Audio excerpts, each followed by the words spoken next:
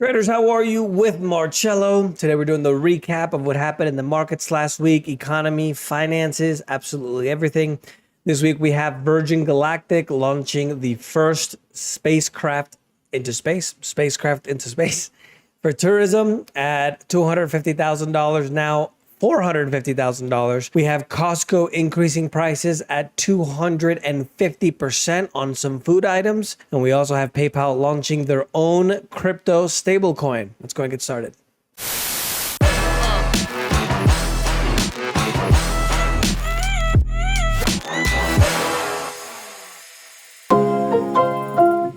Biggest news of the week was the inflation data. It was the first time that the inflation actually went up in the last 12 months. If I remember the percentage correctly, I believe it was 3.2% from 3% in June. 3.2 was July 1. I'll correct myself here in a minute because I have that a little bit further down in the data. But one of the things I found that was really interesting is I have a friend that grows his own pigs. And from beginning to end, packaging his own pork, the price went up from $3 a pound to $4 a pound. So at the most raw level, a farmer growing his own, food, his own pigs in his farm, it went up by 33%. And they tell us that the inflation rate is at 3-4%.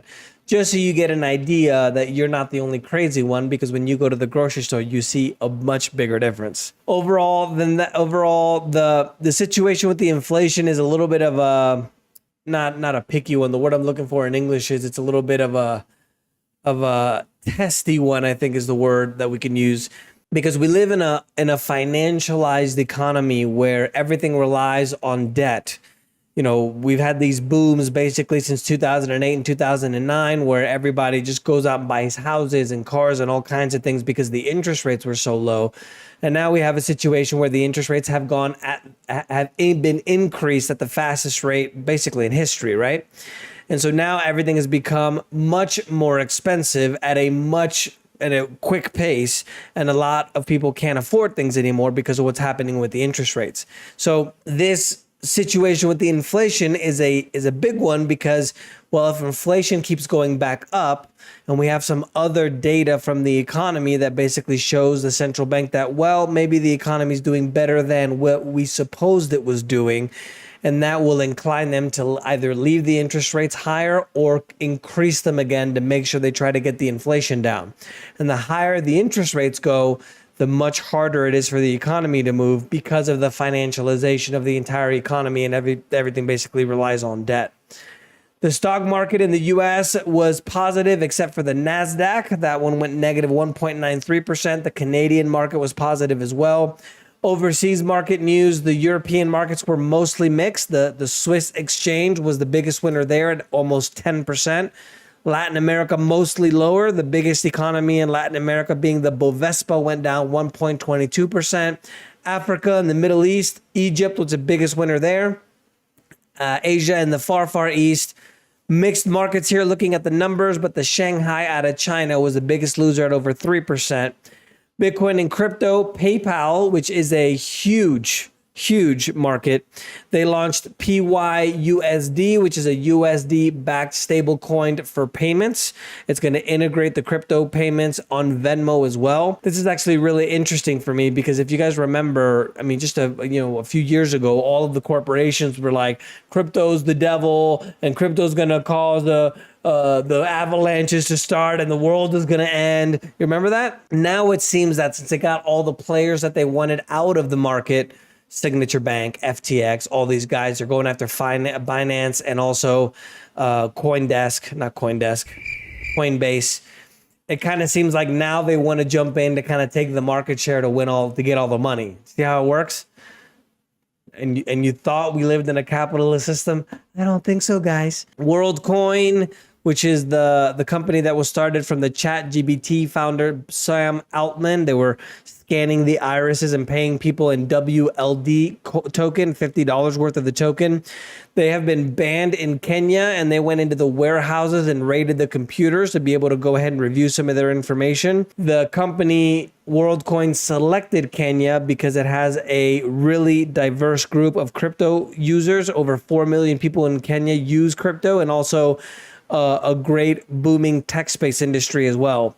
Bitcoin for the week up over 1%, still kind of range bound. It closed at just over 29,400. And in commodities, rice prices in Asia have risen to the highest level in the last 15 years during the midweek. On concerns of global supply, remember that India, which is the biggest exporter of rice in the world, about 40%, decided to ban the export of rice. Now, Thailand is having a problem due to dry weather that's going to threaten their production as well. If you didn't know, rice, like I don't know if you guys have seen the really cool stair-step patterns of the mountains in Bali.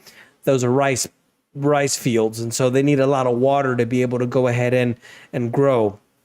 Thailand being another one of the major producers. Costco is reporting a 250% price hike on some food items as supplies run out of stores. Run out. The supplies aren't running out physically. They're running out of things at the stores. That's the way I phrased it. In Australia, 3 potential strikes are going to affect liquefied natural gas facilities, which control about 10% of global exports. The inflation data that came in this week, one of the biggest things that went up was actually the energy prices. So if we have a situation where things like rice is going up and things like, I mentioned you the story about my friend who's a farmer that grows his own pigs, that went up 33% because of the feed, right? They obviously pigs eat anything, but they buy the feed to be able to go ahead and feed the pigs so they don't have to go out and roam and catch their own food, right? And so if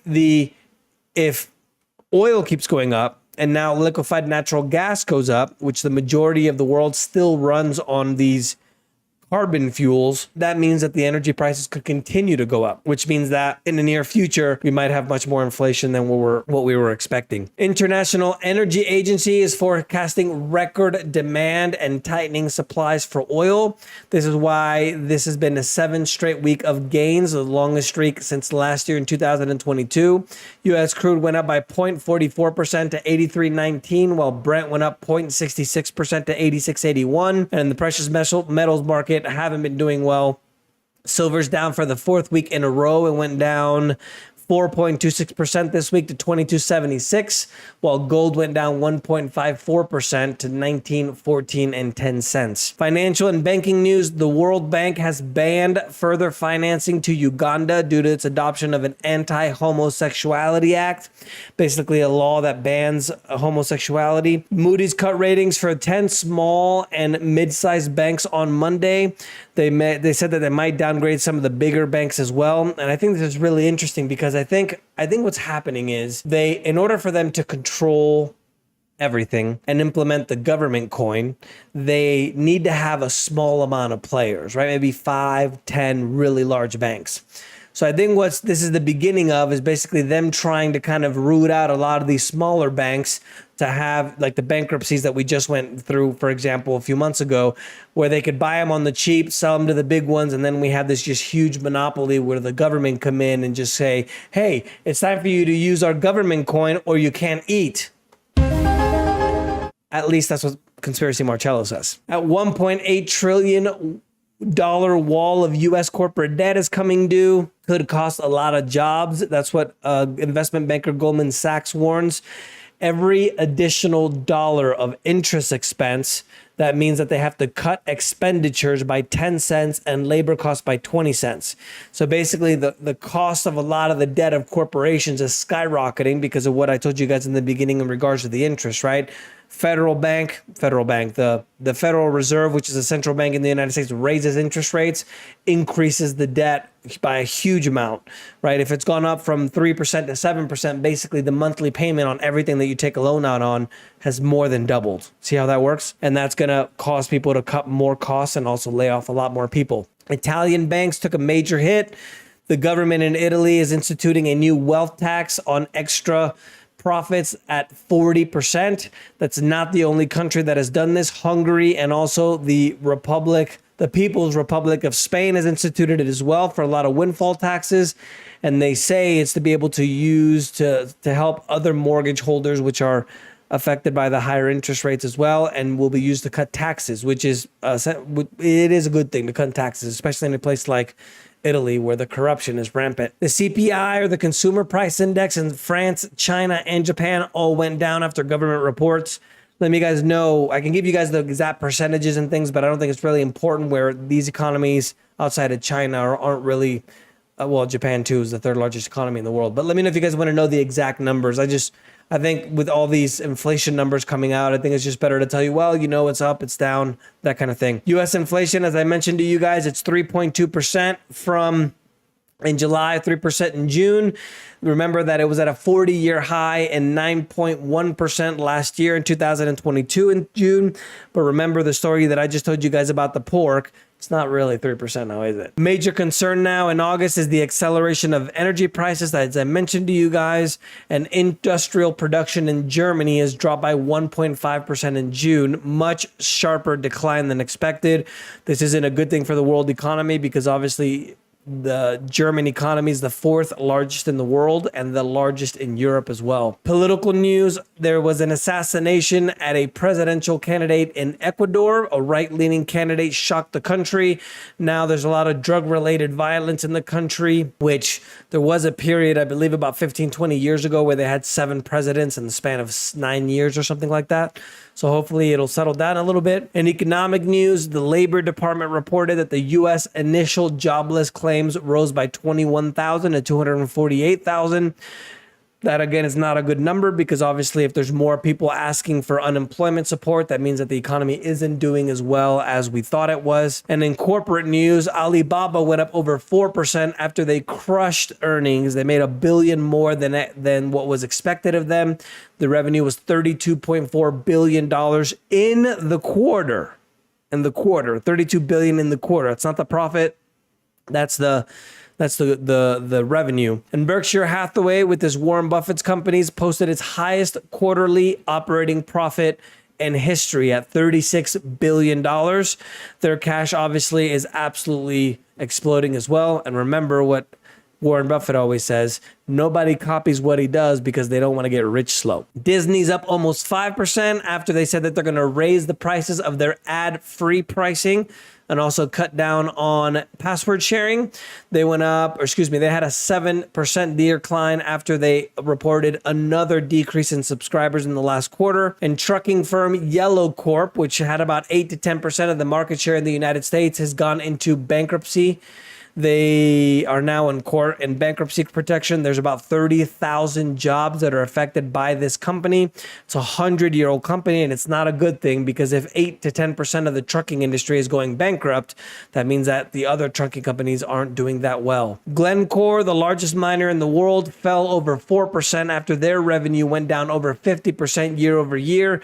This is partly due to the crash in the coal prices, and a privacy storm is brewing for Zoom. Zoom is the kind of like a go-to webinar where you do online classes and all those kind of things. They updated their privacy policy where now they can use customer-generated contact for any purpose they see fit, including training and artificial intelligence, and you're not able to opt out. So, trade news, the exports in China fell over 14.5% year over year. Imports are down 12.4%, and that is the worst showing for outbound shipments since February 2020. So now we have negative information as well from the second largest economy in the world. And the export for me are the bigger news, right? Because everybody essentially imports stuff from China. So if their exports are going down, that means that consumers around the world aren't spending as much money. And consumer spending in most advanced industrialized nations is the biggest percentage of the economy. Just to give you an example, the United States is almost 70% consumer spending. So if people aren't spending money, that means that the economy isn't moving. The Europe exports to Russia dropped 31% during the first 5 months of the year. Remember all the sanctions that were placed due to the Russian war in Ukraine.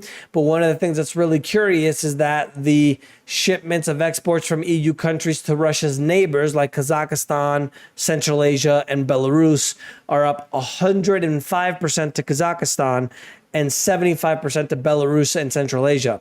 So basically what that means is instead of just going directly to Russia, they're just using a pit stop and then going to Russia. That's why the sanctions essentially don't work. And Virgin Galactic in technology, founder Richard Branson has launched his first round of space tourists. It was 3 people, 2 women, and an Olympian named John Goodwin.